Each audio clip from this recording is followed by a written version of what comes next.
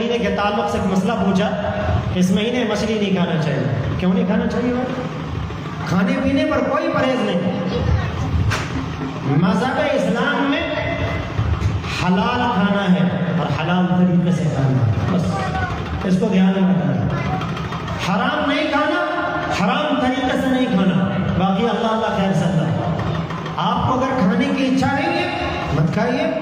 جس کو شوگر کی بیماری ہے لڈو نہیں کھاتے، اسپنج نہیں کھاتے، امام صاحب کو کھلائیے ماشاء اللہ سے.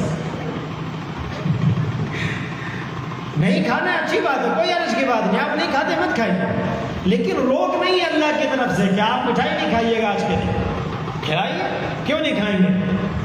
مچھلی نہیں کھانا چاہیے، کیوں نہیں کھانا چاہیے مچھلی؟ کھلائیے. دیکھیے ابھی میں کھانے کو تیار ہوں. امام صاحب نے انتظام تو کیا ہوا ماشاء اللہ. کوئی عرض نہیں، کھانے پینے میں کوئی مسئلہ نہیں.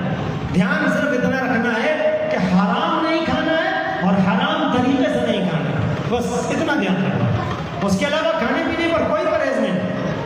خوب کھائیے، بلکہ کہا جاتا ہے کلو واشربو، کھاؤ پیو خوب کھاؤ، لا تسرفو، اتنا زیادہ نہ کھاؤ کہ پیٹ خراب کر دو. اتنا دھیان رکھنا ہے بس.